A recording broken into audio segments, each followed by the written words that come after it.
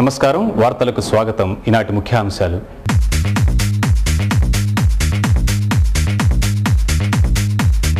శ్రావణ శోభతో కళకళలాడిన ఇంద్రకీలాద్రి, భక్తులతో కళకళలాడిన ఇంద్రకీలాద్రి, కన్నుల పండుగగా సాగిన కుంకుమార్చనలు.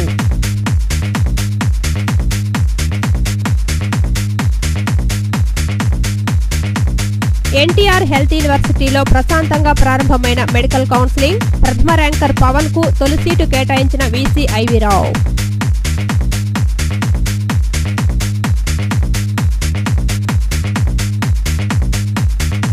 ఈ నెల 27 నుంచి సుమధుర హాస్య నాటకోత్సవాలు, ప్రేక్షకులపై కురువనున్న నవ్వుల చిరుజల్లు.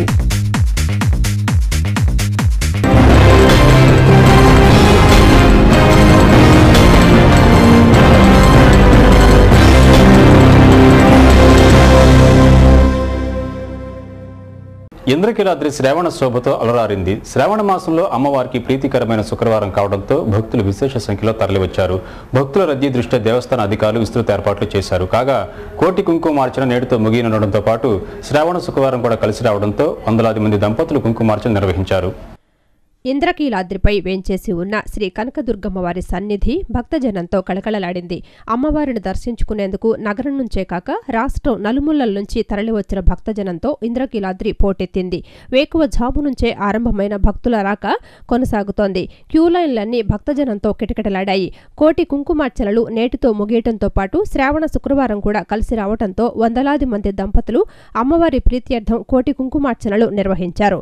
భక్తుల రద్దీ దృష్ట్యా దేవస్థాన అధికారులు విస్తృత ఏర్పాట్లు చేశారు. శ్రావణ శోభతో దుర్గమ్మ సన్నిధి కళకళలాడింది.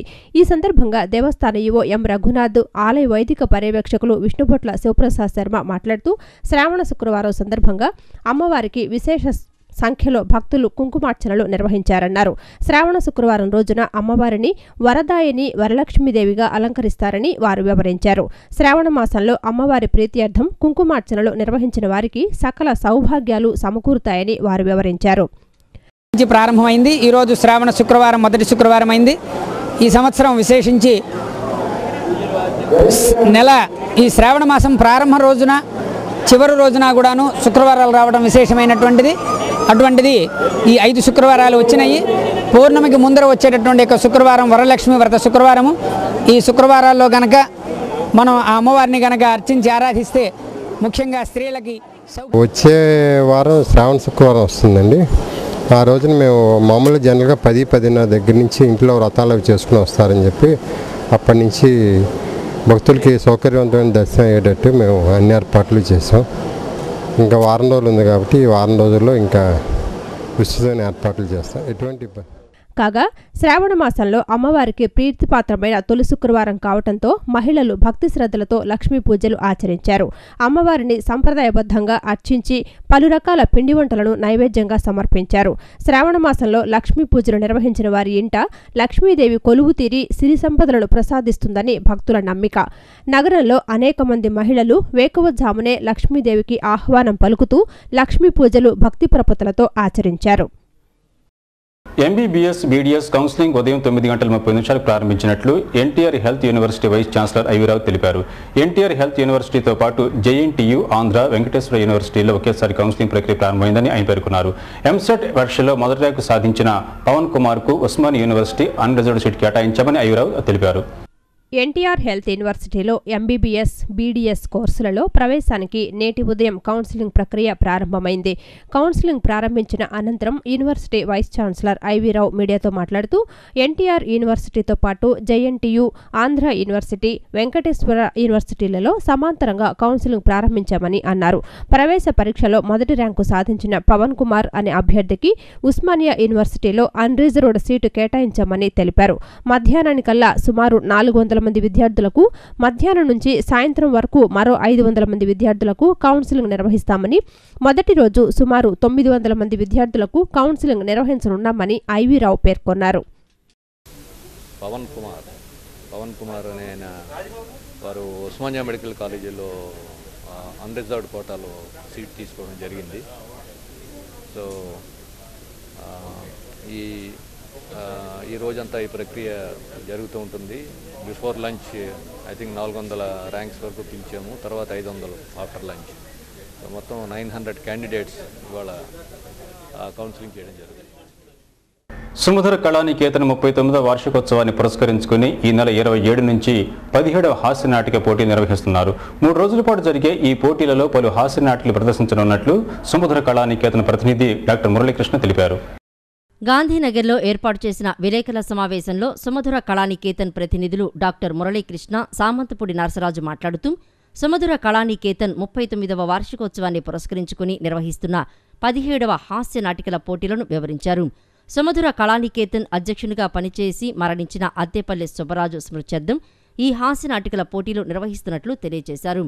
తుమ్మలపల్లి వారి క్షేత్రీయ కళాక్షేత్రంలో ఈ నెల 27వ తేదీ నుంచి 3 రోజుల పాటు జరిగే ఈ పోటీలలో మొత్తం 10 హాస్య నాటికలు ప్రదర్శితమవుతాయని అన్నారు.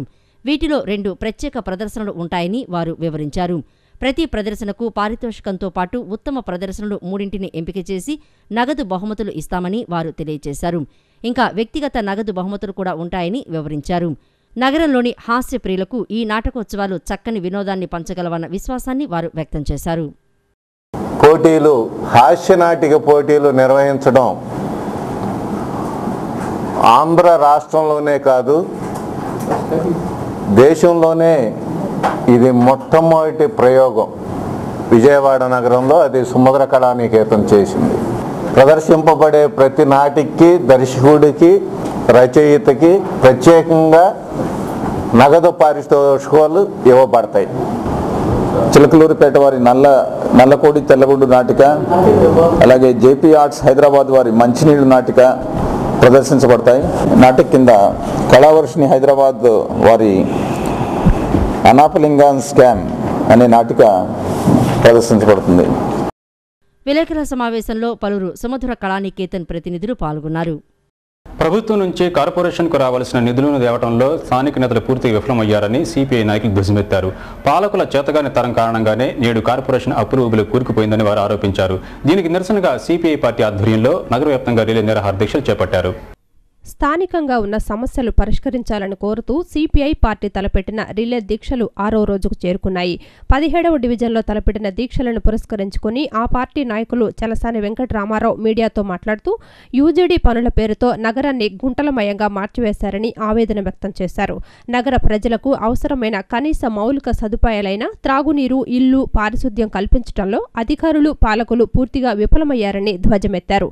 ప్రభుత్వం నుంచి నిధులు తెచ్చుకోవడంలో విఫలమైన పాలకులు ప్రజలపై పనుల పేరుతో అదనపు భారాలు వేయటాన్ని ఆయన తప్పుపట్టారు. ఈ నెల 23న కార్పొరేషన్ ముట్టడి చేపట్టామని, ప్రజలంతా దీన్ని విజయవంతం చేయాలని రామారావు పిలుపునిచ్చారు.